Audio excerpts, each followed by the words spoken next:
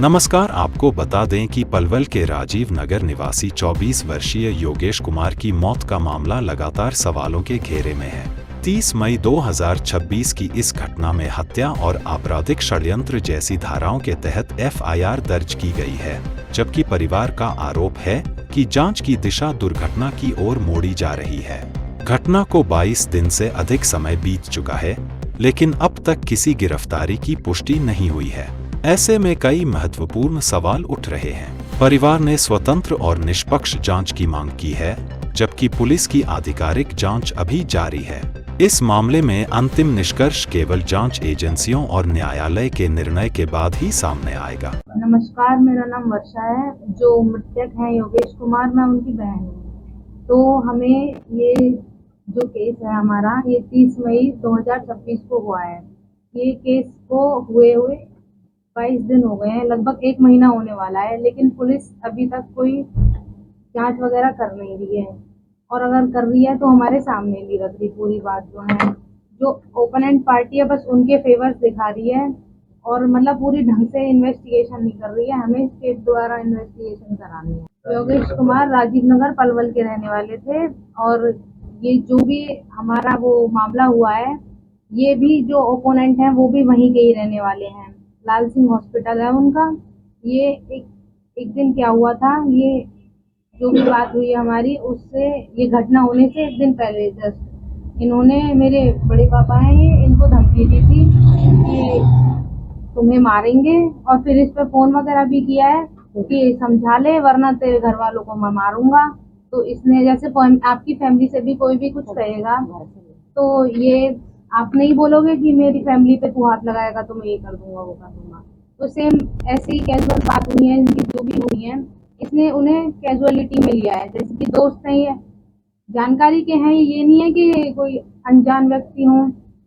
तो ये अगले दिन घर आए हैं, इन्होंने प्रॉपर प्लान बनाया है कि आज इसको मारना है हमें। तो ये घर आए हैं, इसको बुला के ले गए हैं। ये मेरा जो भाई है, ये अपना उससे स्कूटी से जा रहा कह रहा था कि नहीं नहीं हमारी गाड़ी में चलना तू, तो ये अपनी गाड़ी में ले जा क्यों रहे हैं। तब वो कह रहा है मैं अपनी वो लेके चल रहा हूँ। कुछ तो इनके मन में है सस्पिशियस, जो ये वहां पे वो करने वाले हैं, एक बता नहीं रहे हैं प्रॉपर। तो ये घर से बुला के ले गए। गौरव उर्फ गोला, और ये लोकेश है, डॉक्टर लोकेश, एक मेडिकल वाला है जो उनके ही हॉस्पिटल में मेडिकल है, सोनू, और एक उनका जीजा है जितेंद्र, जनोली का है वो, और एक और है जिसका मेडिकल है सुरेंद्र। ये हो गए आपके 7 लोग। कितने दिन की घटना है ये? कितने दिन? ये 22 दिन पहले की घटना है। मेरे बड़े ताऊ हैं जो, ये इनकी एक दुकान है, जैसे ग्रोसरी शॉप होती है उसके सामने एक दुकान में ये दारू वारू पी रहे हैं, किसी को गाली गलौज कर रहे हैं ये। तो एज अ सिटीजन आप भी क्या कहोगे, भाई यहाँ गाली मत दे, यहाँ दारू वगैरह मत पिए कर। तो इन्होंने सिंपल ये बात की है, तो उन्होंने सीधे फोन करके कहा है या तो अपने ताऊ को समझा ले या फिर हमें से पीटेंगे। मेरे भाई को ये स्विमिंग पूल के नहाने के बहाने लेके गए हैं। कहाँ पर है? स्विमिंग पूल है आपका चांट में जी। किस नाम से है, किसका स्विमिंग पूल है, कुछ आइडिया है आपको? नाम किसका? शांत नाम का है कोई? आपका क्या नाम है? मेरा नाम सौदान है जी। आप क्या लगता है? मैं योगेश का ताऊ लगता हूँ जी। जिनको धमकी दी गई, ये मेरे को धमकी दी 1 दिन पहले। वहाँ बैठ के दारू पी रहा था, बकवासबाजी कर रहा था। मैंने बोला तू भाई ऐसा क्यों कर रहा है? तो मेरे को धमकी दी कि तेरे को देख लेंगे, तेरे को परिवार को जान से मार। कौन है धमकी देने वाला? डॉक्टर राजेश। अब इस लड़के को पता नहीं कैसे बहका ले गए हैं ये, हमें नहीं पता ये स्विमिंग पूल में ले गए, कहाँ ले गए, इन्होंने जहर दिया है या इन्होंने कैसे मारा है। ये एक प्री प्लान मर्डर है, और पुलिस हमारा कोई भी कदम एक भी इनके खिलाफ नहीं उठा रही है, कोई गिरफ्तारी नहीं। जो भाई है मेरा, उसके चोटों के निशान है प्रॉपर। स्विमिंग पूल वाला जो कह रहा है, वो कह रहा है अगर मैंने यहाँ से इसको निकाला भी है ना, तो आपके लड़के के कोई चोट के निशान नहीं है, सांस भी ले रहा है आपका लड़का प्रॉपर जाते टाइम भी। तो और ये फिर चोट के निशान कैसे आ गए? और ये जो स्विमिंग पूल है ना, इससे ही जिस हॉस्पिटल पे ये छोड़ के गए हैं वो लास्ट 20 मिनट का रास्ता है। इनको 1 घंटा कहाँ लग गया, कहाँ गायब थे 1 घंटे? एक प्लान है, पहले इसको पानी में नहलाओ और फिर रास्ते में इसको मारो। पोस्टमार्टम रिपोर्ट क्या कह रही है? पोस्टमार्टम की रिपोर्ट तो कोई खुलासा नहीं है। उन्होंने तो डायरेक्ट पुलिस दिया है कोई जांच ही नहीं कर रही, कोई गिरफ्तारी नहीं, कोई पूछताछ नहीं।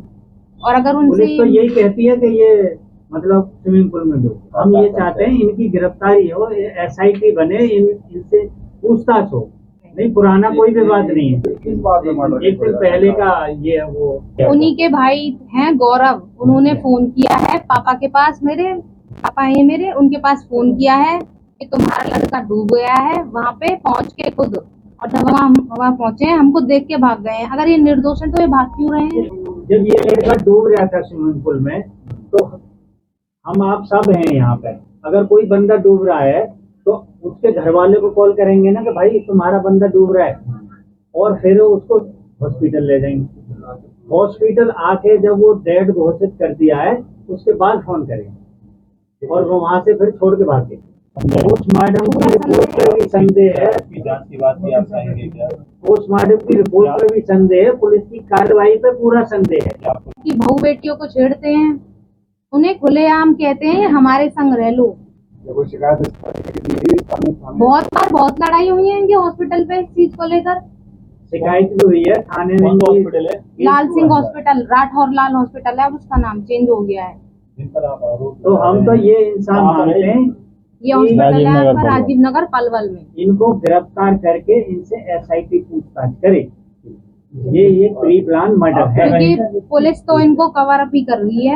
अब उन्हीं को पता होगा ये क्या, मतलब उनका कोई फेवर मिल रहा है उनको या कुछ दबंग चीज है। किस्म के भी हैं, पैसे वाले भी हैं, हम एक मजदूर गरीब परिवार है। फिर दूसरी बात आती है कि वो स्विमिंग पूल वाले का जो वर्जन है, मैं खुद भी उससे मुलाकात करके आया था कि जब वो यहाँ पर आए तो उन्होंने शराब पी हुई थी कुछ लोगों ने उनमें से। एक व्यक्ति ड्रिंक करके शाम को 7 बजे के बाद आपके स्विमिंग पूल में एंट्री करता है, आप उसे कैसे अलाउड कर सकते हैं कि वो स्विमिंग पूल में जा सके? फिर बात ये आती है कि पुलिस का कहना है कि डूबने से उसकी मृत्यु हुई है, जबकि अप्रॉक्स उसकी हाइट 6 फीट है और वहाँ पर पानी का जो स्तर बताया गया वो 5 फुट के आसपास बताया गया।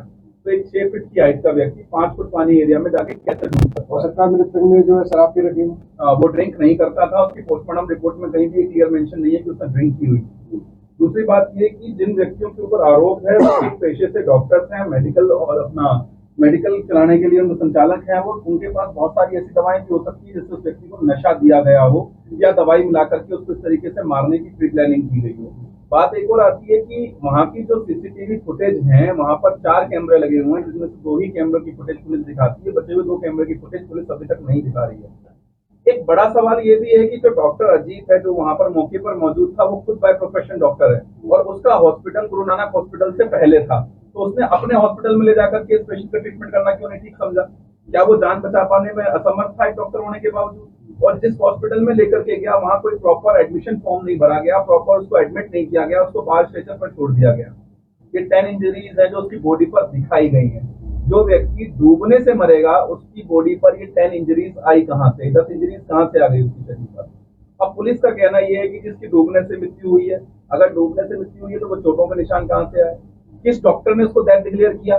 तब उसको एडमिट किया गया गुरु नानक हॉस्पिटल में? किस डॉक्टर ने उसका ट्रीटमेंट देखा? किस डॉक्टर ने उसको एनालाइज किया कि वो जीवित है या नहीं है? एडमिशन कितने बजे होता है? डॉक्टर डिक्लेयर कितने बजे करता है? अगर डेथ डिक्लेयर कर भी दिया था तो उसको मॉर्चरी में रखवाने के बजाय या पुलिस को रुका करने के बजाय उसकी बॉडी बाहर कैसे मिलती है? एक अगर हम कहें कि विवाद नहीं हुआ तो चोटों के निशान कहाँ से आए? इन चोटों के निशानों पे देखा जा सकता है, उसके गले पे भी निशान है, चेहरे पे भी निशान है, कंधे पे भी निशान है। डूबने से निशान नहीं आ सकते। ऐसा भी तो हो सकता है कि डूबने से पहले जैसे कहीं को पहले झगड़ा हो गया हो। अगर डूबने से पहले झगड़ा हुआ तो CCTV फुटेज में भी नहीं आ रहा जो वो बता रहा है, और जो साथ में स्विमिंग पूल वाला बता रहा है वो भी क्लियर नहीं कर रहा कि उसकी बॉडी पे ऐसा कोई निशान था, यानी कि ये बाद में निशान आए हैं। दूसरी बात पे और भी सस्पेक्टेड है ना, अगर कोई व्यक्ति किसी के साथ जा रहा है और ऐसी दुर्घटना घटित होगी तो एम्बुलेंस को कॉल करेगा। जब वो खुद नशे में है तो वहां पर जो स्विमिंग पूल संचालक है उसको समझना चाहिए कि लोग नशे में, उसी को एम्बुलेंस को कॉल करनी चाहिए। और स्विमिंग पूल संचालक की भी CDR नहीं निकाली गई, इनकी लोकेशन ट्रैक नहीं की गई, और सबसे बड़ी बात इनसे गहनता से कोई पूछताछ नहीं की गई। आज तक आरोपी खुलेआम घूम रहे हैं, स्विमिंग पूल संचालक अपना स्विमिंग पूल प्रॉपर चला रहा है, और आज तक आप देख रहे होंगे बहुत सारी घटनाएं स्विमिंग पूल में डूबने से सामने आ रही है कि डूबने से मृत्यु हो गई। लेकिन इस लड़के की पहले भी ऐसी वीडियो है कि तो स्विमिंग प्रॉपर आती थी, हाइट इसकी प्रॉपर थी जिससे ये नहीं डूब सकता था, और जो चोटों के निशान है वो भी एक बड़ा सवाल खड़ा करते हैं। सबसे बड़ी बात, जब मामला इतना विवादग्रस्त था तो पुलिस ने जब अपना पोस्टमार्टम बोर्ड बनाया उसके अंदर मजिस्ट्रेट की निगरानी में पोस्टमार्टम क्यों नहीं कराया गया? जबकि सीधा सा प्रावधान है सीआरपीसी के अंदर, बीएनएसएस के अंतर्गत कि अगर कोई विवादित मृत्यु होती है तो उसके अंदर जो पोस्टमार्टम होगा वो मजिस्ट्रेट की निगरानी में होगा। आखिर ऐसा क्या निकल करके सामने आ जाएगा अगर एसआईटी इसकी इन्वेस्टिगेशन करेगी तो? प्रॉपर लॉ है, अगर इन्वेस्टिगेट पुलिस प्रॉपर नहीं कर सकती, इस मामले को एसआईटी जाना चाहिए या क्राइम ब्रांच जाना चाहिए, जहां से चीजें निकल करके आएंगी। स्टेट सीबीआई को भी मार्क रेफर किया जा सकता है मामला। किसी व्यक्ति की जान का सवाल है, किसी व्यक्ति की मृत्यु हुई है जिसके बाद उसका पूरा परिवार अभी तक सदमे में है, बचे हुए परिवारजन को अभी तक कोई सुरक्षा प्रशासन के द्वारा मुहैया नहीं कराई गई है, आरोपी लगातार खुलेआम घूम रहे हैं। तो पलवल पुलिस एक तरफ तो एसएसपी साहब दावे करते हैं कि हम बदमाशों को और बदमाशों को कम करने का काम कर रहे हैं, वहीं पर ये जो जांच है इसमें सवाल खड़े होते हैं कि डीजीपी साहब और अन्य डिपार्टमेंट्स को हम आज शिकायत पत्र भेजने भी वाले हैं ईमेल के माध्यम से, और हम कोशिश करेंगे जल्दी डीजीपी साहब से मुलाकात करें।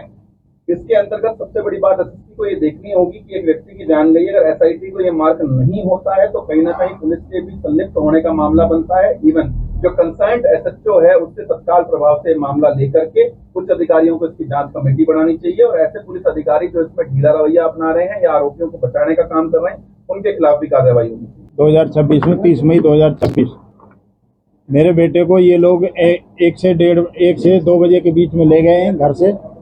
मेरे बेटे की हत्या की है इन लोगों ने। ले जाने वालों में डॉक्टर राजेश है, डॉक्टर अजीत है, डॉक्टर लोकेश है, भोला उर्फ गौरव, ठीक है जी, और एक मोनू मेडिकल स्टोर वाला है, एक सुरेंद्र मेडिकल स्टोर वाला है, एक सोनू लैब वाला है। मोनू सन ऑफ बिशन सिंह और सोनू सन ऑफ महेंद्र सिंह, ये सुजवारी गांव का रहने वाला है, और जो सुरेंद्र मेडिकल स्टोर वाला है चंदन। पुलिस प्रशासन मेरी कहीं नहीं सुन रहा जी, मैं बहुत गरीब आदमी हूँ, मेरी नहीं सुन रहा है पुलिस प्रशासन। मैं पुलिस प्रशासन के पास जाता हूँ तो पुलिस प्रशासन कहता है कि हम अपने हिसाब से कार्रवाई करेंगे, आपके हिसाब से कार्रवाई नहीं करेंगे। मैं बिल्कुल संतुष्ट नहीं हूँ जी। मेरे बच्चे की मौत का एक्चुअल कारण मुझे पता लगना चाहिए, किस वजह से मारा है मेरे बेटे को।